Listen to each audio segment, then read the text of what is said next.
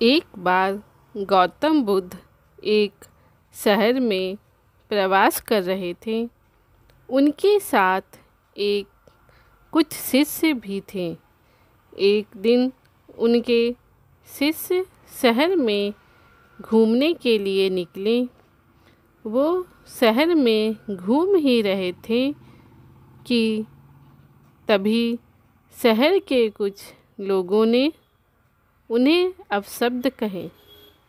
उनके बुरे शब्दों को सुनकर शिष्यों को बहुत बुरा लगा और वे वापस लौट गए।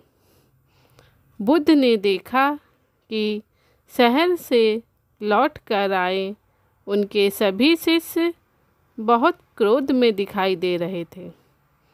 उन्होंने शिष्यों से पूछा, क्या बात है? आप इतने तनाव में क्यों हैं? तभी एक शिष्य क्रोध में बोला, हमें यहाँ से तुरंत चलना चाहिए। जब हम बाहर शहर में घूमने गए थे तो यहाँ के लोगों ने बिना वजह हमें बहुत बुरा भला कहा। जिस जगह हमारा सम्मान नहीं हो वहाँ हमें नहीं रहना चाहिए। बुद्ध ने कहा, क्या किसी और जगह तुम्हें अच्छे व्यवहार की अपेक्षा रखते हो? दूसरे शिष्य ने कहा, इस शहर से तो अच्छे लोग ही होंगे। तब गौतम बुद्ध बोले, किसी जगह को सिर्फ इसलिए छोड़ देना ठीक नहीं है कि वहाँ के लोग बुरा व्यवहार करते हैं। हमें तो कुछ ऐसा करना चाहिए कि जिस स्थान पर भी जाएं उस स्थान को तब तक नहीं छोड़ें जब तक अपनी अच्छाइयों से वहाँ के लोगों को सुधार ना दें।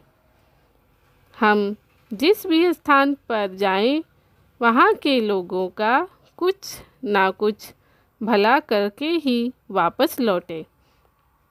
बुद्ध ने कहा, जिस प्रकार युद्ध में बढ़ता हुआ हाथी चारों तरफ के तीर सहते हुए भी आगे बढ़ता जाता है, ठीक उसी तरह उत्तम व्यक्ति भी दूसरों के अपशब्दों को सहते हुए अच्छे कार्य करता रहता है।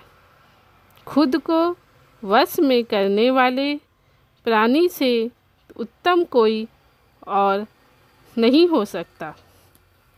बुद्ध की बात शिष्यों को अच्छी तरह से समझ में आ गई और उन्होंने वहाँ से जाने का इरादा त्याग दिया और वहाँ के लोगों को अपनी अच्छाइयों से, अपने प्यार से समझाना शुरू किया। धन्यवाद।